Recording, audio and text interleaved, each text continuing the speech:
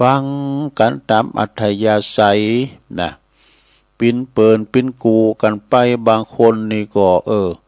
นอนบ่ไข่รับโอ้ตะลุกไปที่หันที่นี่ติ้ววิทยุไปด้วยนี่ปิ้นเปินกัวผีไอ้ดูเสียงนี่เปิดมาสดๆนะตัวลุงก็ลุกมาทำรายการจัดรายการปิ้นกูปิ้นกีมสำหรับคุณตินนอนรับ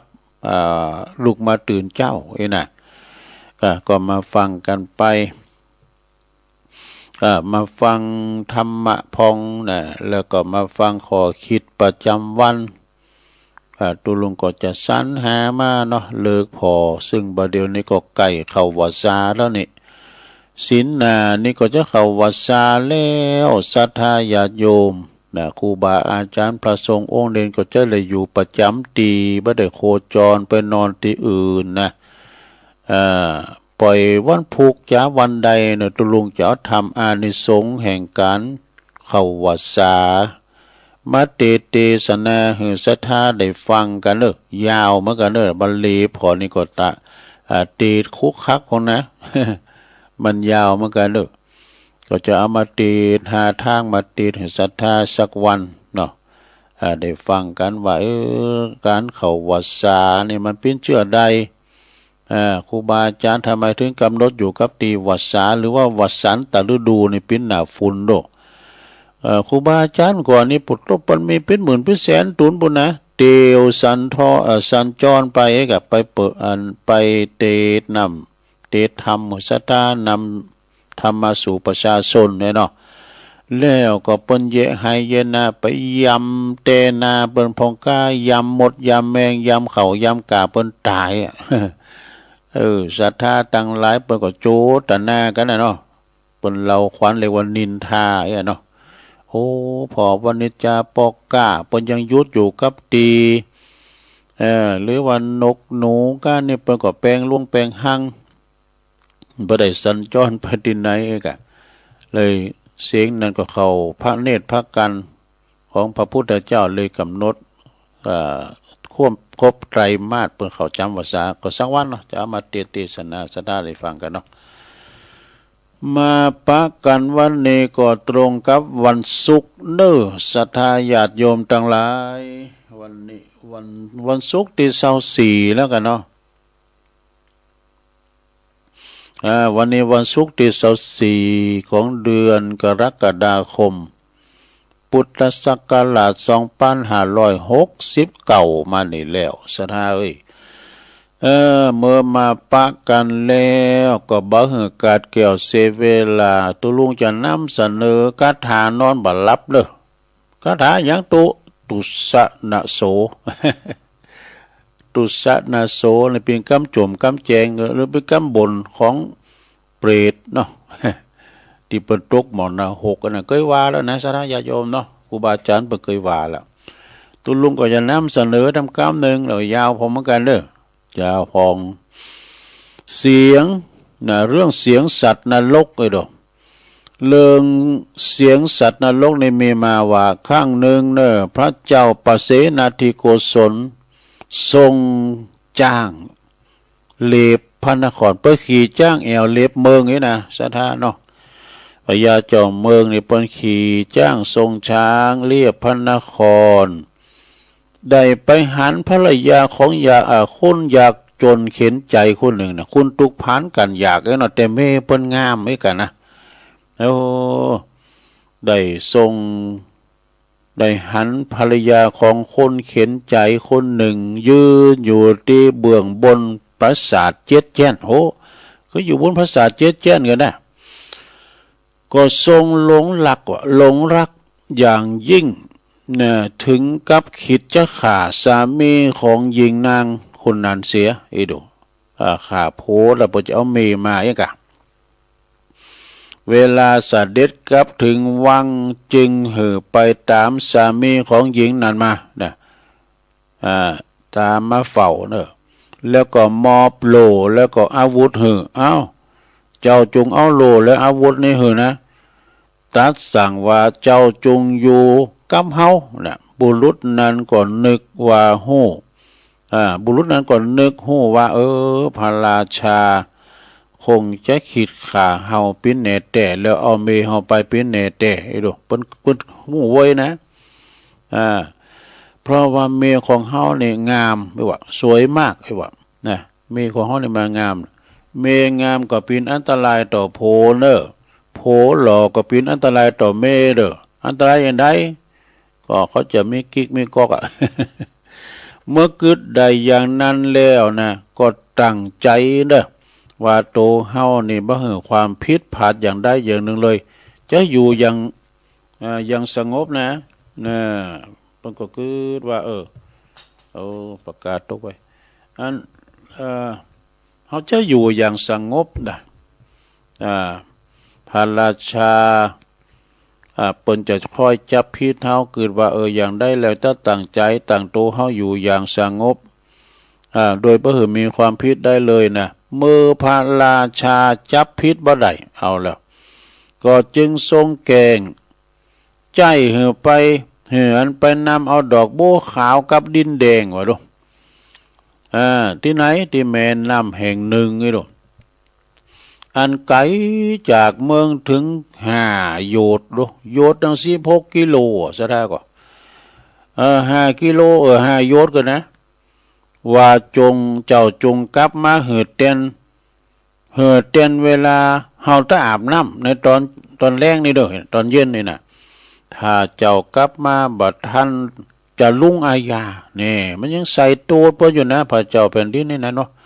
บุรุษนั้นก็แสนที่จะโกนะแสนที่จะโกอยู่แล้วก็จึงรีบกลับไปบอกถึงสีภรรยาภรรยาก็จัดข้าวจัดน้ำไว้หือเนอะเขายังบ่สุกตัวอายเอ้ยเข้าใจไว้ได้ร่ำเต้นเพิ่นอาบน้ำไรจึงหือภรรยาเทเขาลงใส่กระเช้าเอาใบเตย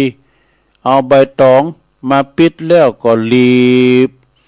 ถือออกเดินทางจ้ามาได้นะเก่าจ้า10 จ้าจะไปจ้าอย่างหอยเนี่ยเดินเดียวไปจ้าพองลินแลนน้อยแลนใหญ่เพราะนะโฮกน้อยโฮกใหญ่ไปเนาะจนกว่าจะถึงกินเวลาเขาสุกพอดีวะดูเขานั้นก็สุกพอดี ก็จึงนั่งลงแล้วก็กินข้าวข้างต่างกันนะกินข้าวแล้วใส่จะเขาเจ้าเตี้ยเด้อนะเจ้าตีเจ้าเดินกินข้าวกินน้ำอยู่ดีเป็นสุกเด้อปกป้องคุ้มครองเกี่ยวขาดปลอดภัยมันปลอดปุ่นภัยครั้งนี้เด้อนะคณะนั้นคณะกินข้าวนะอยู่แล้วเนาะคณะที่กินข้าวอยู่ก็หันคุ้นเดินทางไกลมาคุ้นหนึ่งว่าโอ้ลุงคนนี้เนี่ยเดินทางไกลมาจึงแบ่งข้าวของเปิ้นกินว่าโอ้ลุงมากินข้าวหน่อยข้าวกินหน่อยกินแล้วก็เอาข้าวนั้นโปรยนะที่มันเหลือโปรยลงน้ำเปื้อหือปลาว่ะเปื้อหือทานกับปลาตาลหือปลาด้วยดูตอนนั้นก็ปลาดุกปลาลิมปลาเสด็จปลาสลากปลาสะโตกมันมีหลายปลาลูกปลาขาวปลาปอกอีกุ้งอีเหนียวมากินกันมากินที่เปิ้นโปรยทานเขาลุงน้ำนะแล้วก็ห้องประกาศว่าข้าขอจงหือนาคนะขอจงหือนาคครุฑเทวดาทั้งหลายซึ่งอยู่ในแถบแม่น้ำนี้จงฟังถ้อยคำของข้าพเจ้าเถิดพระราชาในการแกงจะลงอาญาแก่ข้าพเจ้าได้ตรัสสั่งให้ข้าพเจ้าไปนำเอาดอกเอาดินแดงสีอรุณว่ะเอาดินแดงสีอรุณกับดอกโบขาวมาจากแม่น้ำโน้นไม่ใช่แม่น้ำโขงนะมาจากแม่น้ำโน้นไปถวายเหือเต้นตอนเย็นวันนี้ว่ะดูเอาถ้าบาเต้นก็จักลงอาญานี่ข้าพเจ้าเจ้าเยจะได้ข้าพเจ้าก็ได้หือตานเข้าน้ำแก่คนเดินทางแล้วก็แก่สัตว์สิ่งหิ่งหอยที่อยู่ในแม่น้ำมีอานิสงส์ปั้นหนึ่งกันเนอะนี่นะหือตานแก่ป่าอันนี้หือคนเดินทางเนี่ยอานิสงส์1,000 1,000นี่นะหือแก่ป่า สัตว์สิ่งหิ่งหอยที่อยู่ในแม่น้ำใดอานิสงส์ทำ100วะข้าพระเจ้าขอยกอานิสงส์เหล่านี้นะคือแก่ท่านผู้ตินนำเอาดอกดินแดงเอาดินแดงกับดอกโบขาวมาหือข้าพเจ้าเปล่าห้องอย่างนี้ถึง3 ครั้งนะประกาศไปเนาะประกาศปากเป่าเลยนะในขณะนั่นเองนะพญานาคตนหนึ่งก็ซึ่งอยู่ในแม่น้ำนั้นได้ยินเสียงว่าดูได้ยินเสียงพระเมืองขุดเมืองนาควะนะจึงจำแรงแปลงลางเป็นคุ้นแก่ขึ้นมาถามว่าเมื่อกี้นี่เจ้าพูดอะไรบ่เจ้านี่เจ้าอู่เรื่องหยังก็ไอ้ดงเปิดก็แต่งถามนะแต่เจ้านี่ตันอู่เรื่องสังเนี่ยบุรุษนั้นก็บอกว่าบอกฟังทั้งรอบเลยเนาะถ้าเมื่อถามว่าจักคือส่วนแบ่งก็ส่วนบุญแก่เฮาจริงหรือเนี่ยจักคือส่วนบุญเฮาจริงหรือนะอันนี้พญานาคหรอกว่าเปิ้นจำแรงแปลงเป็นคุณแก่มาจักคือสมบูรณ์เฮาอันกึ่งนึงได้กะไอ้น่ะก็ชายนั้นก็บอกว่าจริงเลยลุงจริงเลยแต่จะหือเตี้ยนะแล้วก็ถามอีกไปทั้ง2-3 ครั้งเอากรรมมันสัญญาถึง3 ครั้งกันนะคุณเฒ่านะก็ไปนำเอาดอกดินแดงดอกแดงสีอุบลกับดอกบัวขาวจากเมืองนาคมาหือแก่บุรุษนั้นนี่ได้อยู่เฮ้ยแล้วก็ฝ่ายพระราชาก็ดำริว่าธรรมดาเนี่ยมนุษย์ยอมมีความคิดมากมันจะต้องกึดแล้วนะไอ้ใจตุกไหลเข็นใจไหนเนาะเปิ้นหูใจมั้ยเนาะหากว่าเฮาได้โดยอุบายอย่างใดอย่างหนึ่งกิจของเฮาก็จะบ่สำเร็จได้ดอกจึงสั่งให้เปิ้นปิดประตูเมืองบ่ตั้งแต่วันตั้งแต่เจ้าลูกคือนายทวารในประตูปิดประตูเมืองทั้ง4พอถึงเวลาเย็นบุรุษนั้นมาถึงประตูนะเมื่อประตูเมืองเปิดปิดแล้วก็จึงร้องประกาศขึ้นถึง3 ครั้งห้องขึ้น3 ครั้งว่าจะขอให้เจ้าบ้านเจ้าเมืองทั้งหลายจงหู้เถิดว่าพระราชาในแก่งลงอาญาข้าพเจ้าโดยเหตุบ่จำเป็นนะว่าแล้วก็เอาดอกโบขาวกับดินแดงนั่นแหละห้อยไว้ที่ประตูเมืองวะนะห้อยไว้ประตูเมืองฮะนะแล้วก็ไปอาศัยไปนอนอยู่ในวัดวะไปอยู่ในวัดหมดเลยไปนอนอยู่ในศาลาวัดหมดละในคืนนั้นเองเผอิญนอนรับพองก็มีสัตว์นรก4 ตนวะ4 ตนซึ่งตกมรณะมาได้60,000 ปีวะดู60,000 ปีแล้วก็โผล่ขึ้นจากโผล่ขึ้นมาถึงปากมรณะนะปากนรกนะแล้วอยากจะปรับตุกต่อกันนะเป็ด4 ตนนี่นะอยากจะปรับตุกสัตว์นรกมันจะเป็ดนะสัตว์นรกนะจะอยากจะปรับตุกต่อกันนะแต่อูใดคุณละกรรมว่าทุสะนะโสเนี่ยอันสัตว์นรกตุนแรกบอกว่าทุตุนที่2ว่าสะตุนที่3ว่านะตุนที่4ว่าโสทุสะนะโสเนี่ยนี่เป็นคาถานะหลวงเนาะแล้วก็จุ่มลงไปแถมจุ่มลงกุ่นหมอนนะเพราะว่าก็หาพอแล้วเข่ามันเดือดมาลงแล้วมันถึงปิ่นไปปิ่นมาแล้วก็คืนมาแล้วก็จุ่มไปนะก็ตุ่มเข่าพอแล้วเสียงนั้นก็ดังขึ้นไปถึงพระเนตรพระกันของพระราชาเนี่ยได้ยินถึงพระราชาบุญนะพระราชาก็ทรงพระสะดุ้งทรงมาเลยทรงตกพระทัยนะกลัวนะทรงตกพระทัยกลัวนะตกใจนั่นนะพระสะดุ้งหรอกว่าเพราะเหตุเพราะบอกว่าเหตุเป็นเสียงอย่างน่ะมันเป็นเสียงสังไหนนะทุสะนะโสนะก่อนจะอุหลายกรรมแล้วอุหลายคุณกรรมเจ้าขึ้นมาก็ทรงโปรดเรา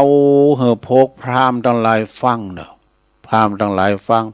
พวกพราหมณ์ก็ทูลว่าเสงนั้นนี่นะมันให้เสียงนี่ให้นักจักมีอันตรายแก่พระราชสมบัติดูและก็พระชนชีพขอต้องแก้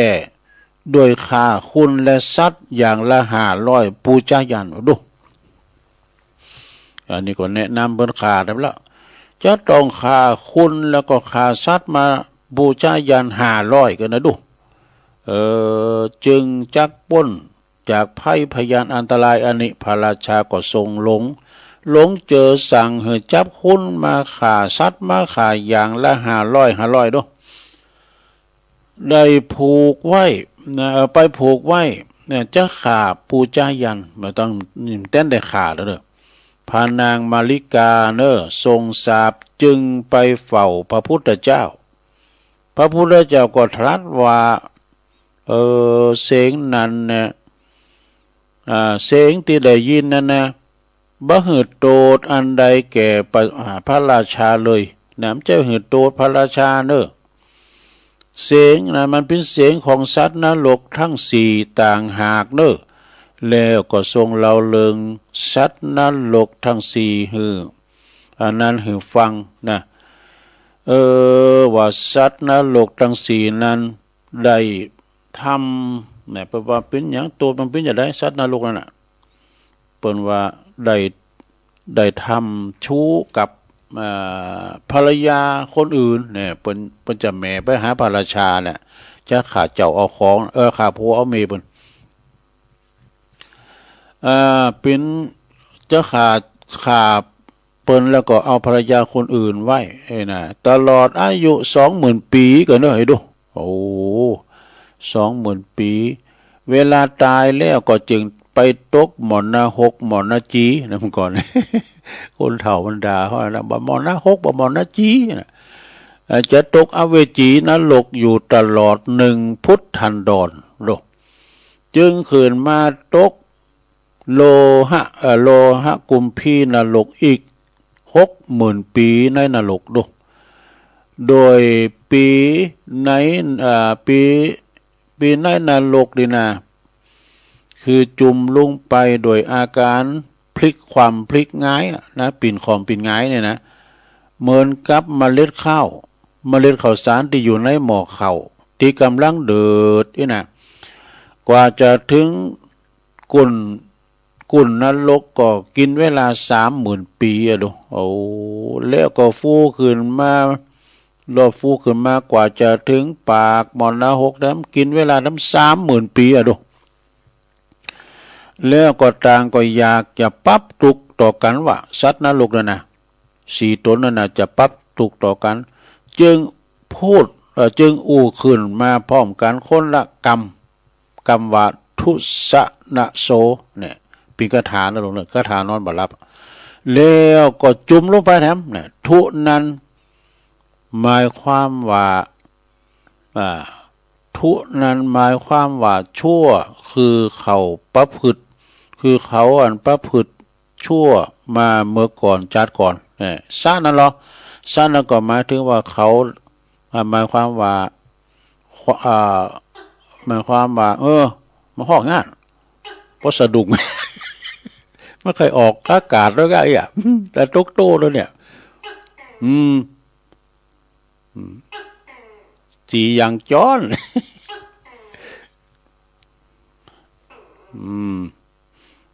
ต่อหน้าลงเนาะสะนั้นเขาก็หมายความว่า60,000 ปีคือเขาตกมรณะมา60,000 ปีแล้วก็ณนั่นเหรอณนั่นก็หมายความว่าเขาหมายว่าบ่มีหมายความว่าบ่มีเขาคือเขาบ่จักบ่มีตีสิ้นสุดแห่งทุกข์เป็นแน่ให้ดูโสนั่นเราหมายถึงอย่างเขาก็หมายความว่าเขาพ้นจากนรกแล้วเขาเป็นมนุษย์อีกนะเขาจักทำบุญเหือทานรักษาศีลฟังธรรมเป็นอันมากหนักดังนี้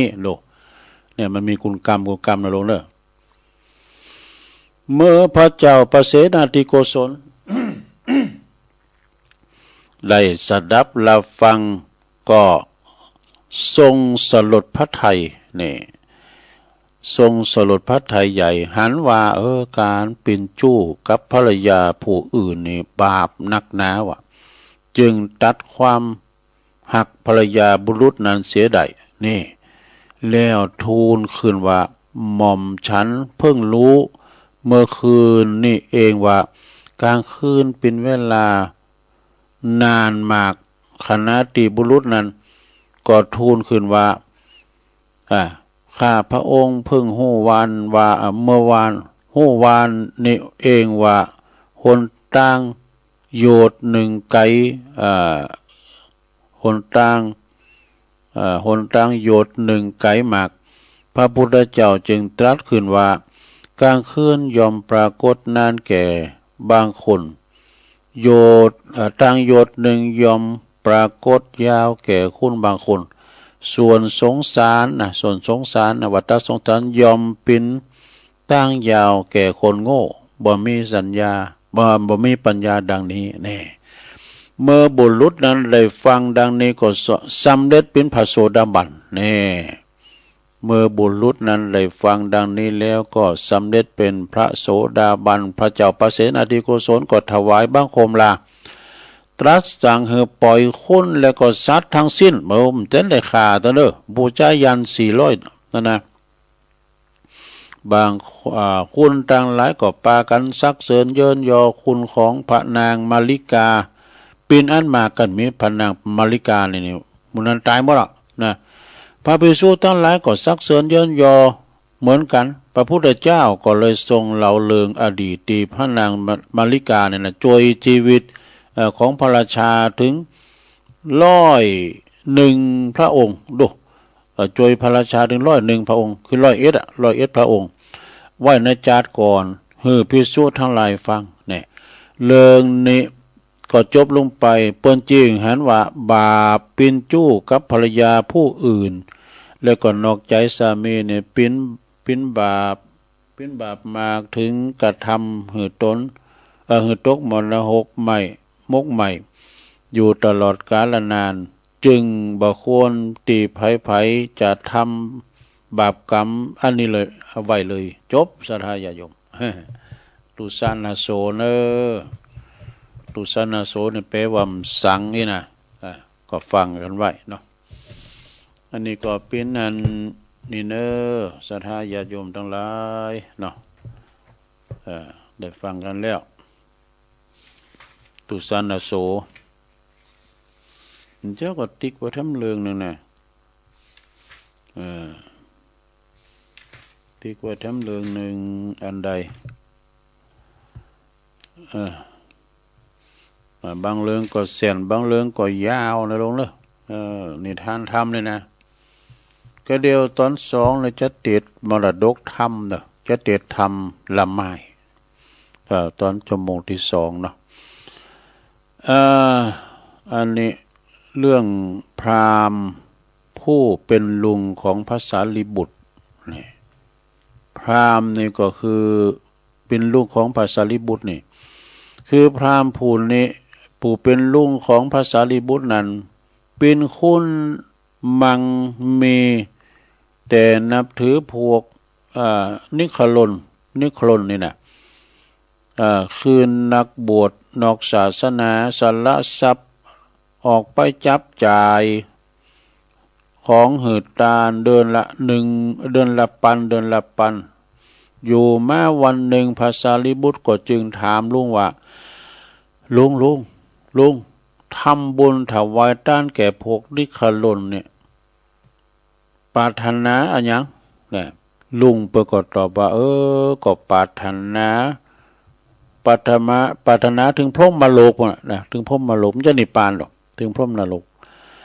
ถึงพรหมโลกบ่กะพระเถระเจ้าก็จึงถามว่าต่างเนี่ยหรือเป็นต่างพรหมโลกลุงประกอบตอบว่าก็ต่างนี่ล้านตุลาเลยนะตุลาบ่เป็นตุโดภาษาลิบุญนะพระเถระก็จึงถามว่าไผบอกลุงประกอบตอบว่าก็พวกอาจารย์ของข้าพระเจ้านั่นก็บอกนี่นะพระเถระ ระเทระเจ้าก็จึงถามว่าพวกอาจารย์ของลุงทางของลุงทั้งตุตึงตัวลุงตัวนะบ่ฮู้จักตั้งไปพรหมโลกเลยไอ้ดอกมีแต่พระพุทธเจ้าเท่านั้นแล้วก็ปาลุงไปเฝ้าพระพุทธเจ้าพระพุทธเจ้าก็ทรงแสดงธรรมให้ฟังนะลุงก็เลยได้สำเร็จเป็นพระโสดาบันนี่เรื่องนี้เปิ้นก็จริงหันว่าเรื่องนี้เปิ้นจริงหันว่าเรื่องนรกเรื่องสวรรค์เรื่องนิพพานเรื่องโลกมนุษย์โลกสวรรค์เทวดาโลกพรหมนั่นนักบวชนอกนอกพระพุทธศาสนาตีบ่ได้สำเร็จฌานสมบัติมีหูตามีหูติบตาติบและลึกจากหลังได้มากไว้ว่ายอมบ่อาจหู้ได้แจ่มแจ้งนะหู้ได้แจ่มแจ้ง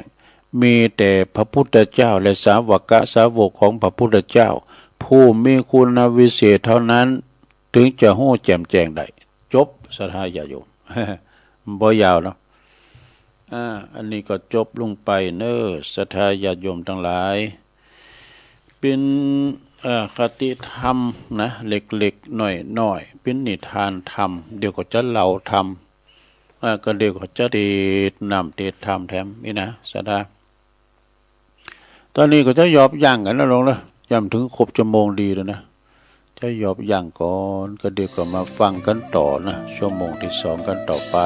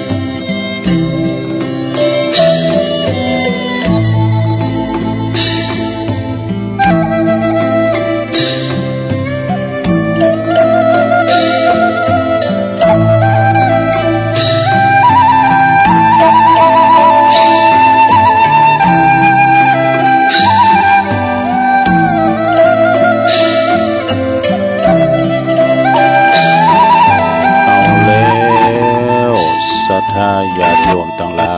ยตุลุงก็พักเบรกพักครึ่งนั่งบนลำไปก็เจ็บหลังเจ็บแอวยกย้ายค่ายตีนะเตียวไปเตียวมายืดเส้นยืดสายแล้วก็มาจิบน้ำลงคอโอกกันต่อในชั่วโมงที่สองเนอะขณะนี้ตันตังหลายก็กำลังฟังรายการสัพเพเหระปากินกะขอนลุงไก่แจ้งรายการเสียงธรรมแสงทองดำเนินรายการโดยตุลุงยองมานางอู่นางจ๋าก็ปอออกศรัทธาตั้งแต่ตีสามมาละเนาะขณะนี้ปินเวลาอยู่สี่โมงกับ1 นาทีศรัทธาญาโยมนะบางพองก็ตื่นกันมาละนะตื่นกันแม่ก่อมจังเยจะได้ก็มันหนึ่งเข่าโบโลโบโลมาโบมเจ้าเนาะโบมแรงกันหนึ่งเข่าหุงหาอาหารทำสำหรับกับเข่าใส่บาตรหยาดปกกันพาน้อยขโยมเพื่อจะมากุมเข่าน้ำตูโฮเฮาไอ้นะใส่ไปนะใส่ไปแล้วก็เขาก็จะได้เกมการเกมงานไปทำการทำงานพองกับบกดินสินต่อทำฮับจางอ่างบายไปเนาะงานหนักไม่เคยฆ่าคนก็ทำไปเถอะนักเอาเบาสู่แล้วก็การจ่ายเงินเฮานี่ก็มัธยัติเด้อเฮ็ดใส่ห้างอันใดโกนดีจ่ายอันใดบ่โกนดีจ่ายเพราะว่าเงินคำกำเกี่ยวมันหายเข็มบัดเดี๋ยวนี้นะกว่าจะได้เงินมาเนี่ยมันยากเน้อหากใหม่มันอยู่ที่แข็งการเหอบ่ไหลไข้บ่ย่อยการบ่ออกบ่อองแห้งเนี่ยมาถึงบ่ได้นะสตั้งเนี่ยเนาะเหมือนกับหากใหม่มาอยู่ที่ลึกที่แข็งได้มาแล้วก็หือคุณหือหันกุ้นเด้อกุนกาของเงินคำกำเกี่ยวปัจจัยบ่ได้มาง่ายๆนะเก็บไว้ตุกยามเมินหนุ่มสุกยามเมินเฒ่าระวังนครมีเฮ็ดนะเอ้ยระวังเปิ้นย่ำ3 งอนตัวของตุน่ะเนาะน่ะก็ทำกันไปเนาะศรัทธาญาติโยมวันพุธนี้ก็จะเป็นวันเสาร์ก็จะมาทำกิจกรรมยกวัดมาบ้านเช่นเคยเสาร์แล้วนี่มันได้มาสักกรรมพร้อมดังเพราะอันคอมตุลุงนี่มันจะเถ่าเหมือนเจ้ามันเลยก็มาเปิดก็มามุนโจรว่าหั่นเปิดปิดไหนก็ได้เลยบ่ได้ออกสักกรรมหน่อยเสาร์แล้วนี่นะเพราะเหตุว่าสาเหตุก็คือคอมเนี่ยมันออกมันบ่เหอไฟมันเหอมันมาหมุนโจรแล้วตุลุงก็ถึงหมดปัญญาเพราะว่าเฮามันจะเป็นศาลาเนาะเอาตัวหน่อยมาแปลงนะมันเฮาตัวหน่อยตัวเป็นหนึ่งนี่เเป็นสั่งหล่มก่อนนี่เพิ่นเปิดร้านอยู่ทั้งหมดทั้งสักขันน้อยว่าก็ตัวปีทูนหูจักอย่าเดียตัวเป็นหนึ่งนี่นะก่อนเพิ่นเป็นคนบาทเพิ่นเปิดร้านซ่อมคอมแล้วบ่กะก่อนนายสงสารก็เนาะเพิ่นก็มาโบสถ์อยู่ที่ปุ่นศูนย์ปฏิบัติธรรมอำเภอดอยหล่อนี่โบสถ์แล้วก็เพิ่นก็มาขออยู่ด้วยเนี่ยปรากฏมาอยู่ด้วยเนี่ยอยู่ด้วยที่วัดพระธาตุดอยน้อยนะแล้วก็พุกวันฮือเนี่ยจะโบสถ์ทำเศร้าไปดูที่ศูนย์ปฏิบัติธรรมอำเภอดอยหล่อแล้วก็จะเอามาขึ้นโบสถ์ที่วัดพระธาตุดอยน้อยนี่จะนั่นก็วันพุธนี้ก็เป็นกิจกรรมเด้อลงเด้อกิจกรรมยกวัดมาบ้านแล้วจะตีธรรมของหลวงพ่อมานิษฐาวโรเนอะอานิสงส์การเข้าวัดสานี่นะยาวเหมือนกันเนอะจะเตะตอน2ก็จะหาเนาะเตะตอน2แล้ววันนี้ก็จะเตะเหมือนกันเนอะเตะทำอย่างตัวอานิสงส์ของการทำบุญส่งสการต้านขาบนี่กันเนาะส่งสการเลิกซาเขาก็คือเป็นธรรมเป็นมรดกธรรมและเตะละไม้นะฮะละไม้ไข่ครึ่งนี้ก็ลองฟังพอแล้วก็จะเล่านิทานแถมเป็นเวลาตกลงถึงเปลือกเนาะดังนั้นศรัทธาญาติโยมทั้งหลายนำธรรมคำสอนนี่มันก็ถึงเป็นดีละดีควางก็ฟังกันไปเถอะครูบาอาจารย์เปิดมาออกรายการ บ่ว่าจะเป็นพระเนนเทนน้อยเปิ้นมาเทศน์นำเทศน์ธรรมก็ดีเดี๋ยวนี้หาฟังได้ง่ายเนาะใน YouTube ก็ดีนะเปิดตึงเทศน์ให้ฟังกันเนาะหรือว่ามาฟังขอคิดจากตุลุงน้องตุลุงน้องเลยเปิดออกคลิปเหมือนกันเด้อโอ้ฟังวันเก่ากองกำสังกาเนี่ยเปิ้นนึงเราฟังเนาะหลายๆตุนเนาะที่เปิ้นจบทำกรรมสังกาเปิ้นมาออกคลิปออกสังเอนะก็ปินตาดีฟังกันหมดเด้อศรัทธาญาติโยมแต่ไปกายการฟังนำฟังธรรมคุณเฮามีธรรมประจำใจนี่อยู่ไหนอยู่ยินเป็นสุขถ้าหากว่าเฮามีธรรมะอยู่ในใจน่ะอยู่ห้อนนอนตุกเหมือนกันเด้อนะหมอนละหกว่าเพราะว่าสวรรค์อยู่ในอกหมอนละหกอยู่ในใจก็ได้เป็นอย่างอันแต่เนาะ มีธรรมมรดกธรรมเทศน์ให้ฟังสดาฟังธรรมไปรับไปก็ได้เด้อบุจารป้อนนานอ้ายแพะโป่งมีไหนมาราธนาธรรมกันหมอนิปานังเยนากัลลังรัมมังเยนากาสายังปันดิโตตังโนมากังอุติสิตุงธรรมามุตตมังปัจจังอาลาธานังกะโลมาฟังธรรมไปลองเด้อ นะโมตัสสะภะคะวะโตอะระหะโตสัมมาสัมพุทธัสสะอิมังธัมมะเทศานังสัทธาสาวัตติยังวิหาลันโตอัลลัมปังกะเทศิสาทโวดุลาสาปุริสัตทั้งหลายตั้งหญิงใจหนุ่มเต้าอันปากันเข้ามาสู่ศรัทธานเพื่อการทำบุญทานญาตินำอุติสาพรำไปหายังผู้มอลานามวยหมอดขอเฮือบุญนี้ไปหลอดเลี้ยววายดังเราจะใครบอกเราตามดังนักผาเจ้าเทศนามาบาดนี้แหละนาศรัทธาอันว่าสัพพัญโยปาพุทธาเจ้าตนเป็นปิ่นเกาติโลกาจารย์พงสำล้านยังจอดอยู่ในยอดอารามนะอันละเรื่องงามบ่อผ่อนอยู่นอกบ่อนเมืองสาวัตถีพระมุนีโตนผ่านแผ่วก่อนพระหลบเลี้ยวยังพรามอันมาถามเหือเป็นเหตุพระจึงเทศนายังกาถาอันเนว่ายังกินจาละมนังกัตตวาราชาตานามัชชลีดังนี้กิลาดังได้ยินมายังมีพระมันนาผู้หนึ่งสาย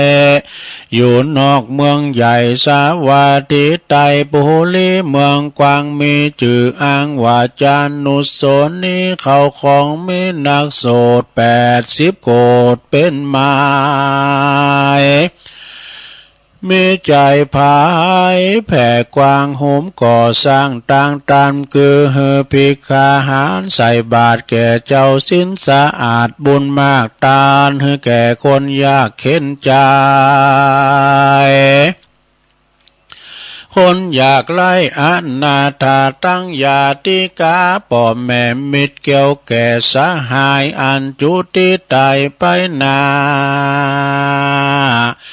ลาลับขวาเป็นปีอันเศรษฐีผู้ใหญ่มีใจใฝ่กันนิ่งหายังหมู่วงศาพี่น้องอันตายจากห้องเมืองคนก็มีหันแลนาเอตัมปันนาลติงยังมีในวันหนึ่งสายพระผู้ใหญ่บุญนานนใจยามามอยในพระศาสตร์ซอยใส่สีย้ำละวายตรีคนลุ่งจันดาต้านพรามก็มากึดคงไปมา การเน่งหาผับแผ่ยังปอมแม่ญาติกาอันมลานาตายจากลาลาพรากเป็นผีพ่องก่อกาตำดีไว้ก่อนเตียงบ่อห่อนถอยจ้ากันนาเขาผลักนาตายไปยอมจักใดไปเกิดที่จันฟ้าเลิศเมืองบนนะพ่องก่อใดกาตำตนบ่ดีเป็นมิจฉาทิฏฐิใจหยาบกาตำบาปเลือลายการว่าเขาตายมวยม้างบาปอันเขาได้สร้างก็จักส่งยู่เฮอใดเมื่อสู่อาบายจักมีอันใดนาจา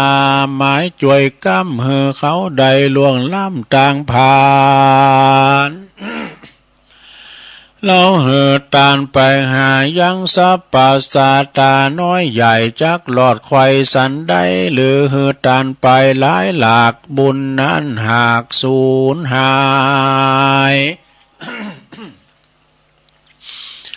ตานไปหาคนตายนั่นใส่เข้าจากใดหรือจาพรามสังกาในใจกันอาติใสแจงส่องไปตามจ่องโลกา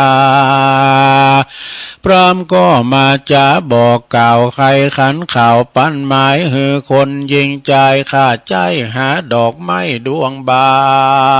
นนะพร้อมตังพิกาหารข้าวน้ำว่าทุพรำปัจจัยเลี้ยวก่อปากันไปมวลหมู่เข้าไปสู่วิหารที่พระตาลงยานยังจอดก่อไว้อาภาตนยอดจะสามตีแล้วถามพระมุนเนตนยอดซอยด้วยกรรมจืนจ้อยปิยาวาปันเตพังกาวากาเดปาพุทธาเจ้าคาเนเล่าสังกา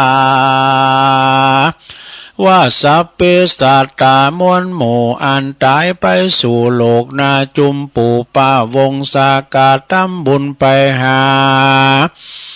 ผู้มวยมอดอันบุญนั่นจักลอดสันได้หรือตานไปนั่นเล่าใดสูญเปล่าดอมได้บุญนั้นหายกว่าจอยขอพระยอดซอยบุญนาเตสันนาเก่าแก่หือหายแก่สงสัยแด่เตออัตถาโขภกวาเตสังวจนังสุตราในกาลานันไสพระติไวตนงามกันว่าพรามผู้เท่ามาตันเหล่าปูชาพระสาตาตนผ่านแผ่วก็จึงไขข้าอูบแก้วเตสันนาเก่าเป็นคาถาว่าดังเนดุลาต้านพรามผู้ใหญ่ผู้มีใจใฝ่กันนิ่งหายาติกาพี่น้องอันตายจากห้องเมืองคนบุญกุศลหลายแหล่อันป้อมแม่ยาติกาต้านไปหาผู้ตายจากผ่านภายไปหลอดตาผู้ม้วยหมอดมอลานาต้องตาจักต้องอากาติกาสามสิ่งจึงอุดมยิ่งกุศลคือตานเหือตนหนอนเนาปีคู่เจ้าผู้มีเปลี่ยนกับตั้งสามมาเนน้อยใหญ่น้อยอันมีสิ้นจงหอยบ่อนี้ตานแล้วยินดีหลายแหล่อุติสะแผ่ไปหาผู้ตายบุญต่างหลายไปหลอดไปอาจุจอดพันภายการว่าผู้ตายรู้แล้วใจผ่องแผ้วโมตานนาบุญนั่นนาบ่อไกลกาหลีกลี่หายไปตีต่างได้เตียงจากไปโยกย้ายออกจากค่ายตีผ่านป่าละเมยานล้ำเลิศจากป่าใดไปเกิดจันฟ้าบุญแก่การนำไป ก็จักใดไปเกิดจันฟ้าเลิศเมืองสวรรค์นั่นแหละนาสาเปสัตตาอันว่าเปรตนานามวลหมู่ยามเมื่อเขาอยู่เมืองโคนนะได้กาตำตนบอดดีกายะกรรมมีบอดจอบวจีกรรมด่าตอบล่วงร้ายมโนกรรมไล่ใจบาปบ่สุภาพตามธรรมะบ่มีสินจำกับตนบุญกุศลน้อยใหญ่บ่ห่อนใดกาตำเตียวตังดำจะใจก่อจักใดไปสู่สเวยกรรมอยู่ตามมีกันว่ากรรมกรรมเว้นนี้เสียงขาดบุญกุศลจึงจักมาปาดต่อตำก่อจักได้นำคืนสู่ยังที่อยู่สถานได้สำลานจื่นจ้อยบอดต่ำก้อยมองขีของได้มีมวลหมู่อันมีอยู่โลกาคนหมอลานนากล้าพลากจักหามจักลากตาตัวไปก็บ่ได้ไปตัวเว้นไว้แต่โมทนาตานหยาดนามการน้ำบุญเขาไม่มากล้ำเรือหลายก่อจักใดผ่านพายไปเกิดจันฟ้าเลิศไปบนนะหรือเอาตนไปสู่ในที่อยู่เนลปานนั่นแหละนาอายัญจะโคตากินาดินนาสังคัมหิสุปฏิทิตาติคาลตังหิตายาสาธานาโส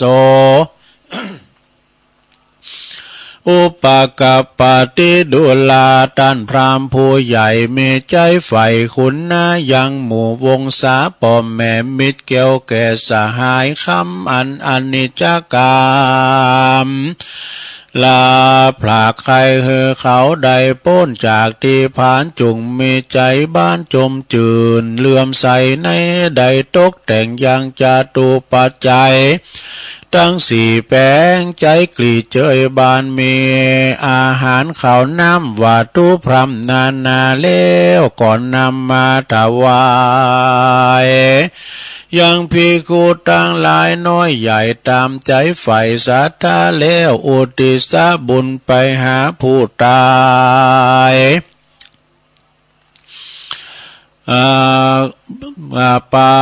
ไปหาผู้ตายเป็นกุลหลายมากกว้างบ่อาจอ้างจาไขบ่มีสิ่งใดเปรียบใดแหละนาเมื่อนั้นพระมานาผู้เท่าฟังพระเจ้าใครจะแก้ไขปัญหาหลายแหละก็หายแก่สังกามีใจโสมันนัสสาจมจื่นปีติตื่นเจยบานก่อนนำมาสักการกรมเกาลาพระพุทธเจ้าขึ้นสู่ยังที่อยู่แห่งตนก็มีวันนั้นแลนาบัดนี้หมายมีเจ้ามุลลาสัตตาตั้งหลายได้ปากันสาลงคงควายมีถึงลูกหลานตันเต่าและวงสามีจิตานามากกว้างปากันมาก่อสร้างตั้งบุญเพื่อจักอุทิศหนุนไปหาผู้ตายล้อนว่าเขาเจ้าตั้งหลาย ได้วางจิตใจไปบ่จางได้ไปตกต้องหวังตัดจตุลาอาบายได้ไปตกหลายอ่าวไม่อ่าวก่อขอพัลลบุญอันนี้เล่าจงไปยกย้ายพระคือได้พ้นจากที่ผ่านได้สุขเกยบานลำเลิศคือได้ไปเกิดเมืองสวรรค์หรือพัลลบุญตันผู้ตายเมียหมากได้สวยสุขอยู่ภาคเมืองคนก่อขอบุญกุศลอย่างนี้เล่าไปเตื่อมข้าวจูนนเฮือได้สุขปันปุณเลิศแล้วในเวียงแก้วเนลาปานบ่อยาจันแหลนนานิทิตาขียาอันเก่าแก้ไขยังทำอันนี้ทรงทำบุญไปฮือผู้ล่วงลับรับขันก็บังโก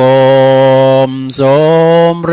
สเด็จเลี้ยวเต้านี้ก่อนแล สาธุสาธุสาธุเอาจบไปลงเอ้ยจบลงไป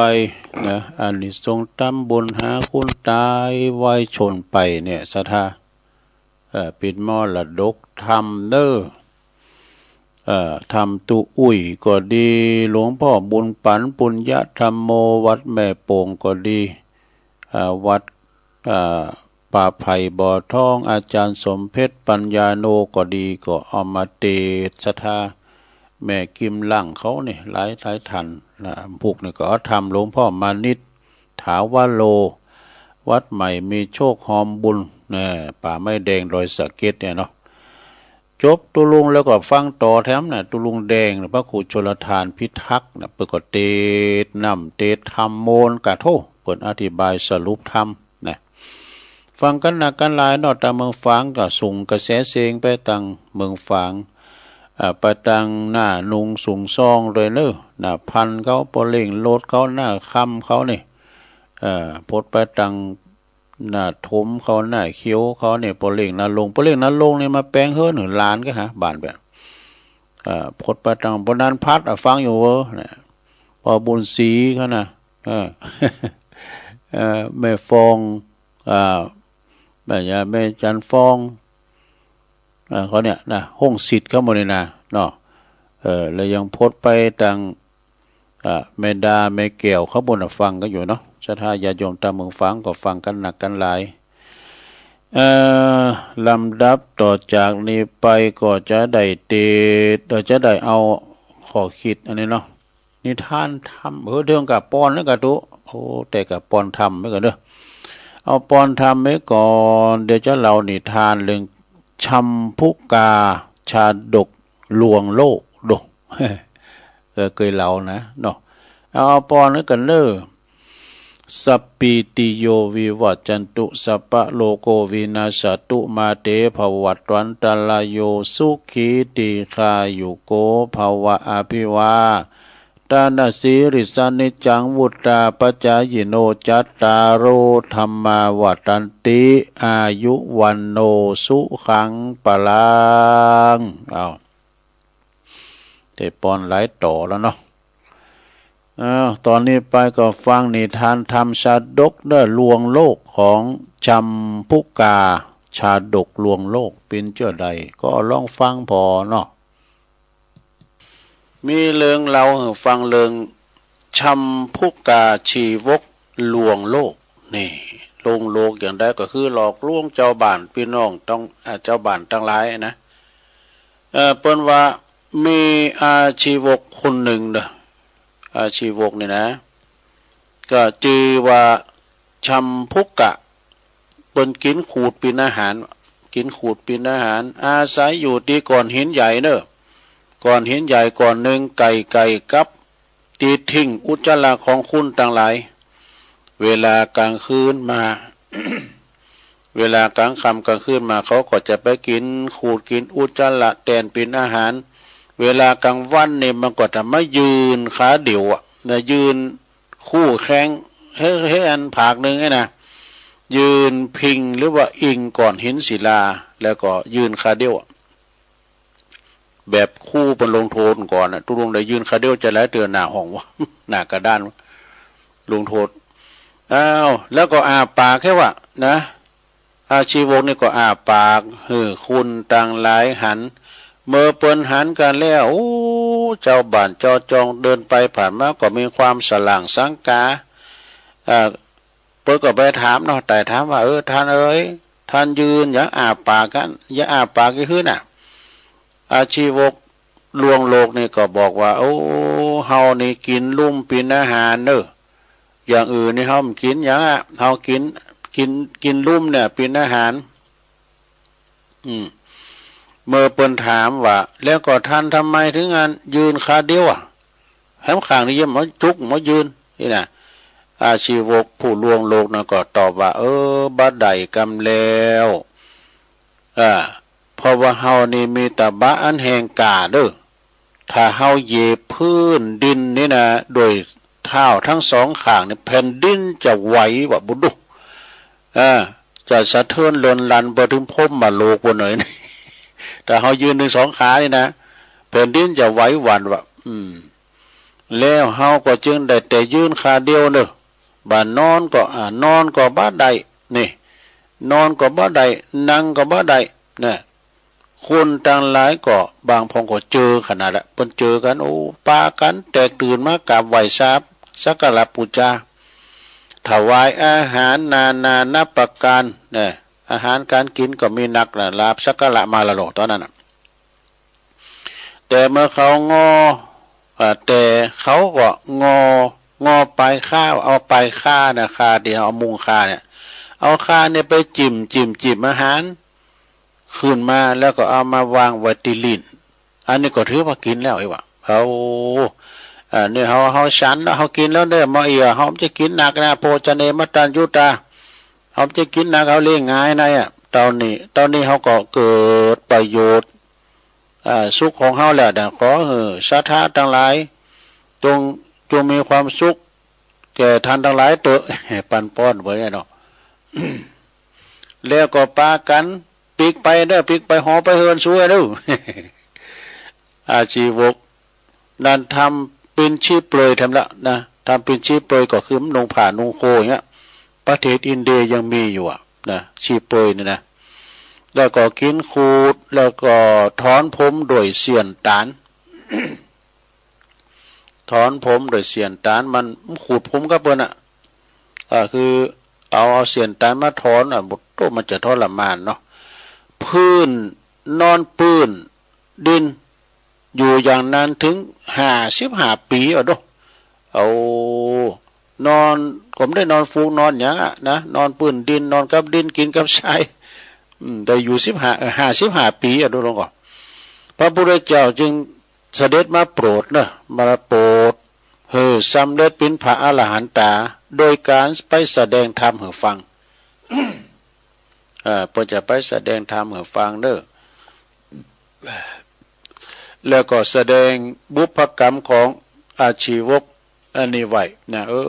เปิดว่ามีกรรมเก่ารู้สะได้คุณเฮามันมีกรรมมั้งกะกรรมมันเป็นจะได้มีกรรมเก่าติดซอยหอยตามมากรรมเนี่ยมันลืมเจ้านะทำคำอย่างได้ว่ามาดินได้ทับได้ฮับหมดก็บัดเต้นจัดนี่ก็ไปเต้นจัดหน้านี่นะเนาะเป็นว่าจัดแล้วปางหลังอดีตชาติในข้างนั้นนี่สมัยศาสนาของพระเจ้าพระกัสสปะพระพุทธเจ้าปุ๊บดูสมัยพระกัสสปะปินพระพุทธเจ้าพุ่นนะ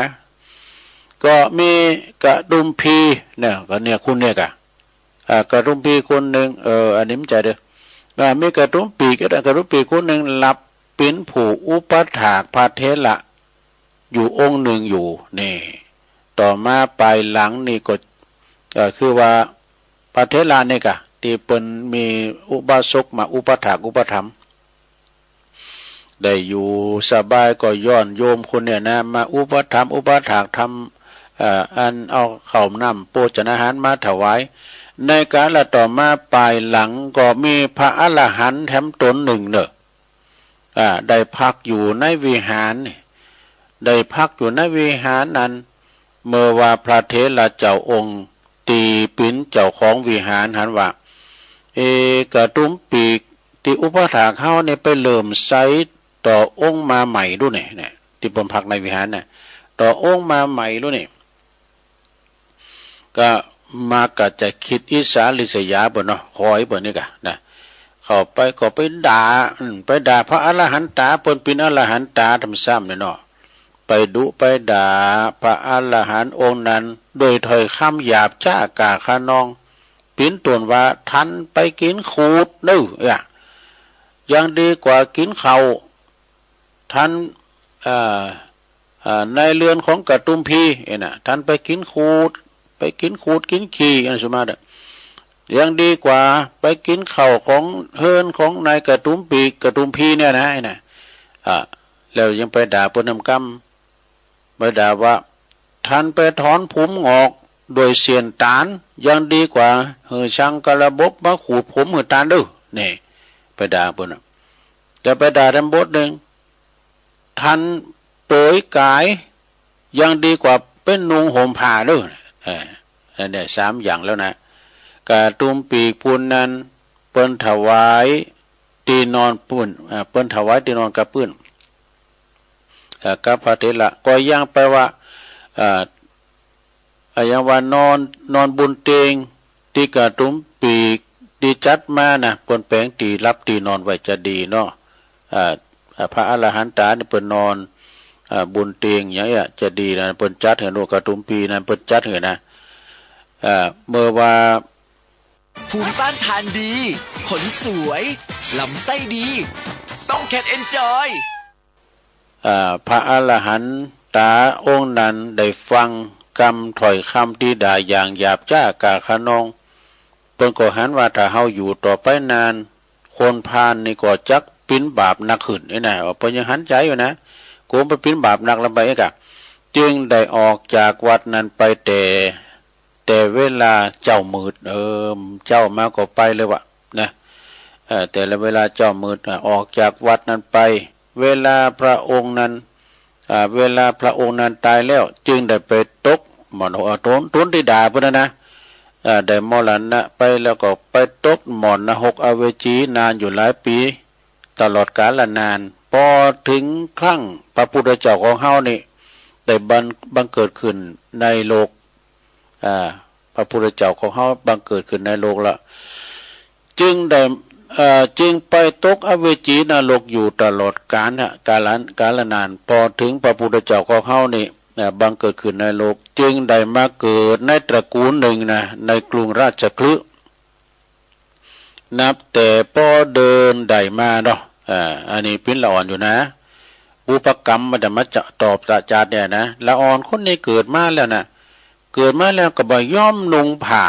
บ่ย่อมมานอนบนตีนอนวะเนี่ยมันไปด่าเปิ้นท่านนอนปื้นดินดีกว่านอนที่บนเปิ้นที่นอนกะ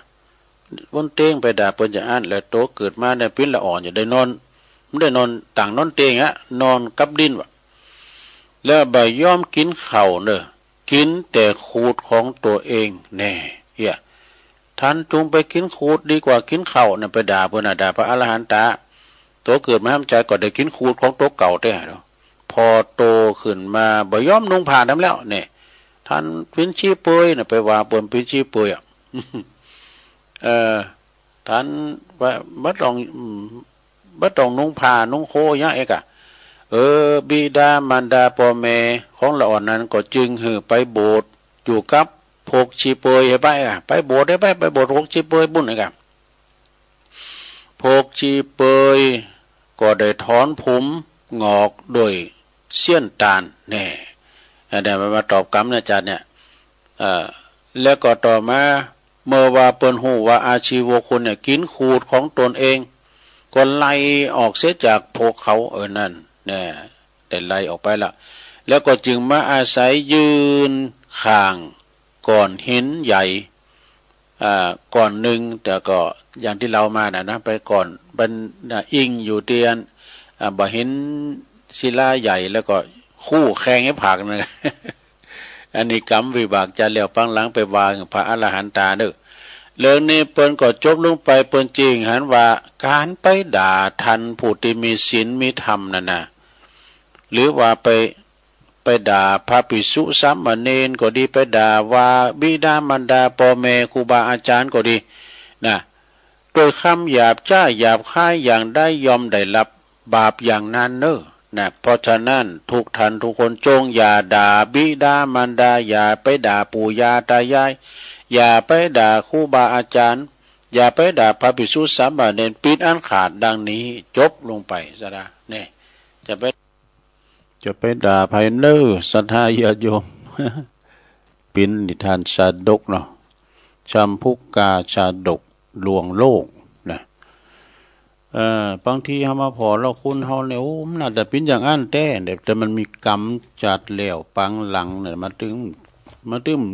ลืมเจ้านะกรรมในแนวศรัทธาเนาะเหมือนกับไปว่าพระอรหันตานะก็ได้รับเป็นอย่างอันเหมือนกันในธรรมนะอันนี้ไผมันเจอก็ต้องอยู่ในใจของไผนะคุณเฮาในเกิดมาใจกรรมเหมือนกันหมด นะกรรมนี่เป็นกรรมกลางๆไม่ใช่ว่าหายไม่ใช่ว่าดีเนอะคือคำกลางๆกรรมดีเรียกว่ากุศลกรรมคือกรรมขาวกรรมบดีคืออกุศลกรรมคือกรรมดำนะนี่ก็ฝากไว้เนาะต่อไปจะเอาวันของพระครูศรีนวลแก้วสุขมามาจ้าให้กรรมเนาะเปิดความสุขความเจริญของตนจงอ่านและพิจารณาข้อความต่อไปนี้โดยท่านอาจารย์ววชิรเมธีเนี่ยเป็นท่านเจ้าคุณเป็นเขียนไว้นะมีหลายบทอยู่เหมือนกันนะเปิดว่าหนึ่งสิ่งที่เธอควรมีก็คือมีสติมีปัญญาเนอะมีสติมีปัญญาสติปัญญานี่ปัญญาทางธรรมปัญญาทางโลกนี่นะเนาะปัญญาทางโลกก็สำคัญเหมือนกันก็คือเขาหามเห็นศึกษาเราเรียนจนจบปริญญาก็เอาปัญญานั่นแหะมาปิ้นตีหากินเนาะคุณทำแบบนี้เปิ้นก็ถามหาวุฒิการศึกษาเอาอะไรนานอย่างทุนมุตุลุงเนาะคอยจบป .4 ครับ เอาไปล้างห้องน้ำโน่นมีวุฒิการศึกษาเนาะจบป .4 ไม่มีเส้น 100% ราษฎรเต็มขั้น อันนี้เป็นข้อแรกเนอะศรัทธาญาติโยมต่างหลายสิ่งที่เธอควรมีก็คือสติพยาปัญญานั่นเองพยาปัญญานั้นมันกินถึงพระเสียงเงินคำกำเกี่ยวยังหูเสียงอยู่นะไปตกตีนไหนก็ตามเนาะเอาปิ้นสังอยู่ในมือเนาะปิ้นสังอยู่ในมือมีเครื่องไม้เครื่องมือก็ทำปิ้นประกอบอาชีพได้นะสองสิ่งที่เธอควรแสวงก็คือกัลยาณมิตรก็คือมิตรเนี่ยนะถ้ามิตรแท้มิตรเทียมเป็นมีหรอกจังเอามาเล่าฟังมิตรแต่ปิ้นเจือใดมิตรบาดีก็มิตรดีก็อย่างนะเป็นกัลยาณมิตรเนาะทำเตอก็เขาได้มิตรที่บดีก็ปาไปทางที่บดีที่ทางเสริมไม่นะเป็นอันเดียวกันเนี่ยไหลมันถาดมันไปทีเดียวกันด้วยแล้วก็เลยปากันไปต่างบดีบดักเนาะสามสิ่งที่ควรคิดก็คือความดีงามเด้อ ความดีความงามนั่นแหละศรัทธาญาติโยมทั้งหลายกึดไปไหวว่าเราจะทำคุณงามความดีเขาวัดสาแล้วเนาะเขาจะไปตานโก้เข่าเหือพี่ตายอีปออีแม่บรรพบุรุษของเฮานี่ที่เปิ้นได้หลงเหลือทรัพย์มรดกตกทอดไว้เปิ้นละให้นาปาตั้งไว้เฮาถือว่าเป็นความกตัญญูตานโก้เข่าคนนำก็ทยอยกันบ้านลงเนอะจะตานโก้เข่านะตอนนี้ไปถึงวันศีลเนี่ยนะเอาไปถึงวันเถอะนะไปตานบัดเดียวนี่อันนี้สงแห้งแต่ศรัทธาญาติโยมเพราะว่าพระเจ้าพระสงฆ์บนได้ครบได้ฉันนะบนได้ครบได้ฉันถ้าว่าเราไปวันเดียวเนี่ยน้ำมันนองวันเดียวฉันเตก็โอ้โตก็คุมเลี้ยวเนี่ยยังเอาสักหน่อยโอ้มันหลายนะเนาะ มันมีหลายมันกินมาซ้ำมาเสียงเงี้ยนะเนาะการมาวันนี้ยังแควนก็มาหรอเด้อเราทยอยกันไปตานวันเดียวนำนองวันเดียวแต่บางทีบางแห่งก็ดีนะเปิ้นเอาไปแจกให้กับคนที่เปิ้นป่วยติดเตียงกาเอาไปห้องยุกห้องยาพวกนั้นเนี่ยไปแจกปิ่นตาลให้นักเลนเนี่ยเอาอันก็ได้ประโยชน์ทั้งอย่างหนึ่งนะศรัทธาญาติโยมเนาะแต่ก่อนนี่เขานี่รู้เขาซุกนี่เป็นที่เสียดายเนาะพ่อก็ปูจ้าไปตุ่มหัวหมูพ่อก็ไปหือไก่วะลูกความดีงามดู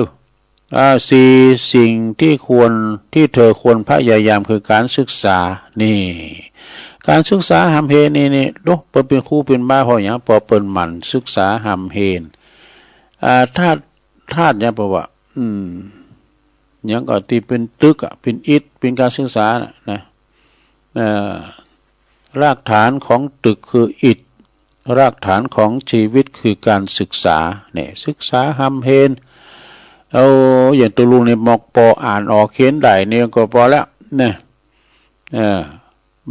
มันพยายามมันตึกอ่ะมันพยายามมันปึก ได้หมออีกก็พอดีนะลุงเนาะเอาเท่าแล้วเนี่ยมาขี่ลุงขี่ลืมมาเฮ้ยขี่ลุงขี่ลืมเหมือนกันนะการศึกษาเนอะสถาศึกษาในการทำกันเทนี่เพราะว่าไม่มีที่สิ้นสุดศึกษาจนตายหมดเลยจนเฒ่าแก่แลมอนมาแต่ก็นี่เอามาหัน ตุลุงแก้วเนาะตุลุงแก้วนี่อดีตเป็นเจ้าวัดแพะโป่งเปิ้นเทนดึงเฒ่าเนี่ยดูจนจบปริญญาเอกเป็นด็อกเตอร์เป็นด็อกเตอร์ก็น้ำจะธรรมดาเนี่ยเปิ้นใฝ่เฮียนดูใฝ่หู้ใฝ่เฮนในการศึกษาหำเฮนเพราะกับว่าโอ้ยตุลุงตุอุ้ยเนี่ยเฒ่าแล้วมาเฮนอย่างล้ำเลิศเนี่ยก็หมายความว่าเปิ้นฝึกสมองด้วยนะการศึกษาหำเฮนเนี่ยตุลุงมาออกรายการเนี่ยการฝึกสมองด้วยนะก็อาจจะเป็นอัลไซเมอร์นะเพราะว่าก่อนเนี่ยผูกในห่อยังมาออกอากาศจ้าไหนมันคือไปหมดหรอเอาทำนำมาเตียดีก็ปรึกษาตัวเก่านะปรึกษาตัวเก่าเนี่ยผูกเนี่ยเอาเรานี่ทานเดือนนั้นดีค่ะเจ้าเรื่องนั้นมาจ้าเรื่องมันก็ต้องโค่นคว้านะพิษนักคุ้นคว้าเพื่อนดูอยู่ในสนามรบเลยเนาะมีอาวุธนี่เนี่ยสมเด็จก็เอาทำตุอุ้ยเขามาเตะทำตุปีสมเพชรเขาก็เนี่ยมาเตะหลวงพ่อมณิตเขาเนี่ยมาเกียมทาไว้ดูเอาไหนไหนก็เอาเนี่ยเนอแล้วก็เตะทำนะโมตัสสะธุเตะนำเตะทำมาเพิ่นถึงฟังดูการเอาเตะทำมาไล่โผดโลกามสังกาเนี่ยเตะไปเนี่ยพอรู้ไม่ลงเขาถึงจะรับไปทีเดียวนะมันไปวอยๆนะดุนะมันต้องบอกว่ามันต้องกินยานะแต่เมื่อเจ้าก็เหมือนกันแหละเดี๋ยวเผื่อตุเตศจบแล้วนะอีแม่สะดุ้งตื่นพอ5 โมงป่ายว่าไปกินยาหรือมันนอนรับเป็นเส้นยาไปแล้วนี่ตัวลุงเลยมันดื่มรับตื่นนะก็มันรับลืมตื่นนะกับปุ๊กเวลาไว้เนาะถึงไหนสิ่งที่เธอควรมีคือควรคบหาคือนักปราชญ์นักปราชญ์ผู้รู้เมธีเปิ้นฮู้เปิ้นก็จะสั่งสอนเฮาไปนะข้อที่6ลำสั่งสิ่งที่เธอควรฉลาดก็คือการเข้าสังคมนี่เข้าหาสังคมในเวลารวมกัน2 คน 3 คนเป็นสังคมละดูเข้าหาสังคมนี่เขาจะจะจ้าจะได้จะอยู่กับสังคมใดไปก็มาแป้งหน้าโจจังปังไว้เนี่ยก็เข้าสังคมแบบใดเนอะ แป้งหน้ายศหน้าซักหน้าเฮิรนนี่นะตุลุงก็เคยไปไหวเมื่อแหละก่อนนะบทใหม่ดู ไปไหวท่านมหากันนะว่าท่านมหาได้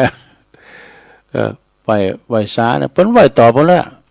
จริงๆเปิ้นหนุ่มแล้วเฮากันนะเฮาก็ไหวในความศึกษาเพิ่นเห็นสูงจบสูงโลกแป้งหน้าตังวันนี้ แล้วตอนที่ตุลุงมาเล่านิทานเรื่องม้าศึกนะท่านดูม้าศึกนั่นนี่มันเป็นม้าทรงเขิงทรงของนักรบโลกเปิ้นเอาไว้ไปหบศึกอย่างเงี้ยนะนักเปิ้นทหารเปิ้นขี่เอาไปลบจับศึกว่ามันหกไปตามหนทางนั่นลานะมันเตียวไปทางหน้าหลีกไปเจ้าจงหลีกไปนะจะมาขวางทางข้านะเปิ้นโอหังโลเปิ้นก็เลยหลีกทางไปโอ้พอเปิ้นสง่างามแต่นะมาศึกตัวเนี่ยมีอยู่หันวันหนึ่งก็ไปหบจับซึกเอกะแต่พอดีไปถูกธนูของงานศัตรูถูกตาบอดไปผักใจการมาขได้แล้วทหารประกอบปลดประจำการไงปลดประจำการแล้วประกอบขายคุณบ้านเจ้าบ้านแล้วมาทำงานนักแบกห้ามกันอยากให้ว่าโทษนอนอยู่หันลาต้นนั้นก็มาถามเป็นยังไงเพื่อนผู้โอหังของข้าเนี่ย ทำไมมานอนแอดแนดอยู่นี่ นึกแล้วนะข้าคิดแล้วว่าสักวันหนึ่งเจ้าคงเป็นเช่นนี้นะเพราะว่ามีอย่างที่จะยั่งยืนมีอย่างที่จะอยู่กับเฮาตลอดอำนาจวาสนาบารมีนี่คุณเคยใหญ่เคยโตมาปุดต้มก่อนนี่ปุดติ้มคุ้มมาด้วยนะป้อมมีที่จอดรถน้ำหกขึ้นได้มีวางแห่งนี่นะเขามาเยอะก็ยามเมื่อเขามียศมีอำนาจก็มาให้เซ็นอันนั้นอันนี้เองเนาะขอปรึกษาอันนั้นนี่เองเซ็นแก๊กเดียวอย่างนี้เนาะเวลาเขาปดกับเซ็นไปแล้วเขาหมุนนั้นเป็นในมดห่างล่างไปโดดเดียวแล้วกันนี่นะยศถาบรรดาศักดิ์ก็จะอยู่ด้วยเขาตลอดสมกรรมที่เป็นว่าโลกกระทำทั้ง8ไม่แน่นอนสักอย่างมันเลยมีฝ่ายดีฝ่ายบดีเนาะมันมากำกากันไว้ฉะนั้นอย่าเมื่อเขามีอำนาจวาสนาเนี่ยเขาก็จองพ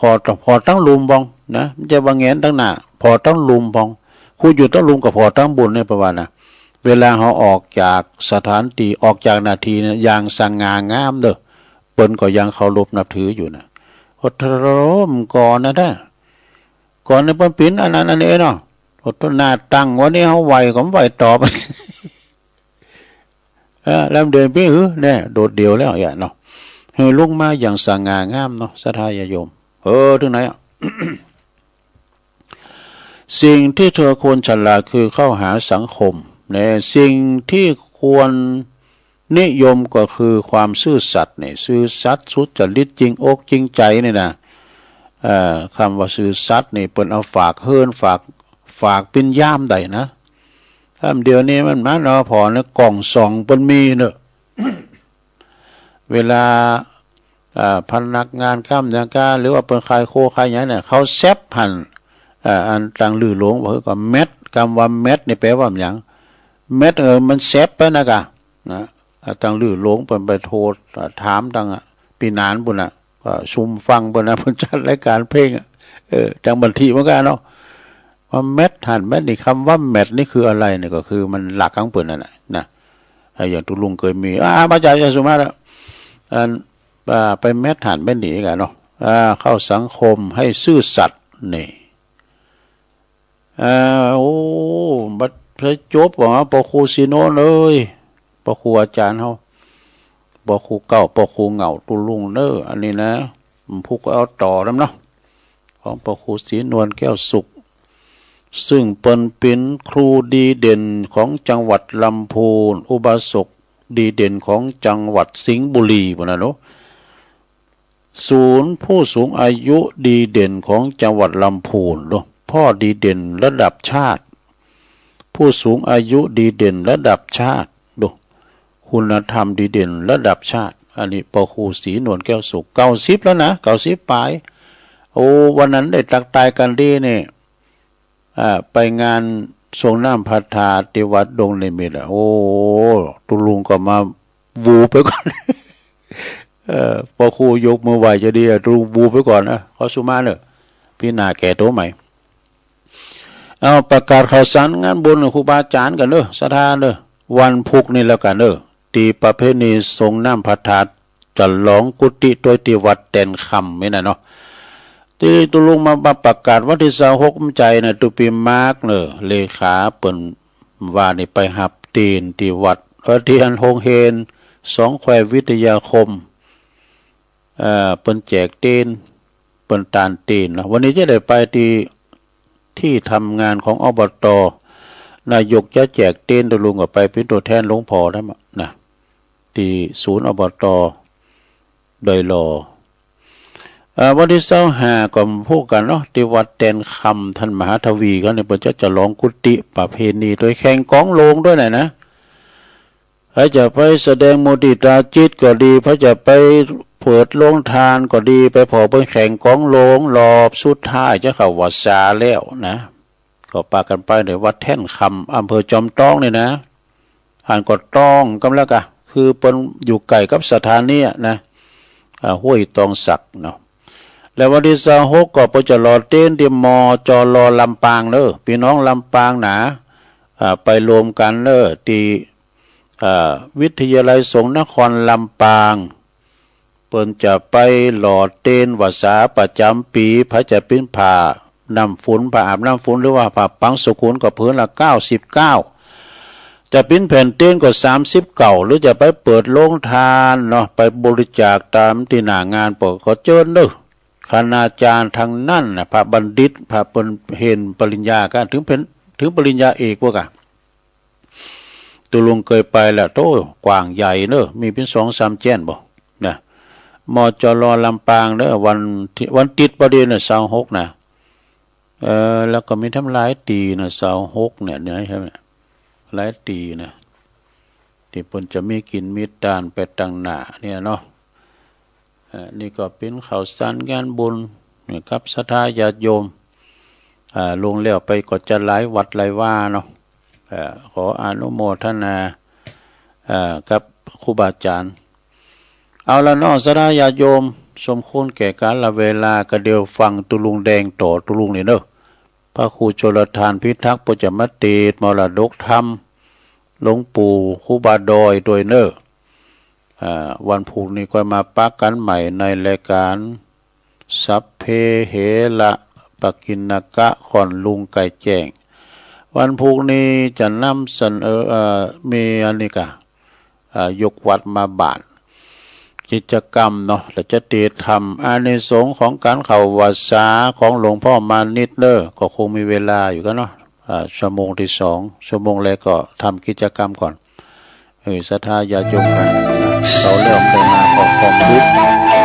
เอาละเนาะจงดีในใจเหมือนกันทุกคนเนอะสัพพิติโยวิวัจจันตุสัพพะโลกวินาศตุมาเตภวัตวันตรายโยสุขีติคายุโกภวะอภิวาทนาสีลิสานิจังวุตตาปัจจายโนจัตตารโอธรรมาวัฏันติอายุวันโนสุขังปะละ